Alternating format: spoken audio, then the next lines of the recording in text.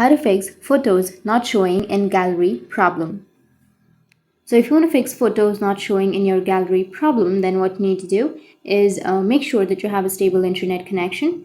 Once you have that, now you just need to simply tap and hold on to your gallery or your albums, any application that you have. So I have albums right here. Go with the app info. Once you're under the app info, now you just need to simply go with the permissions. Under permissions, make sure that you've allowed all of the permissions that it has, and go with storage and cache, and go with clear cache. Once you've cleared your cache, now you need to go with clear storage and then clear the storage also. Once you've cleared your storage, now what you need to do is just go back and you need to open up your Play Store. Once you open up your Play Store, go with search. Under search, now you need to search for the exact application that you have on your device. So I have albums. Once you search for it, you will get the application right here. You just need to simply go with updates if you have any updates.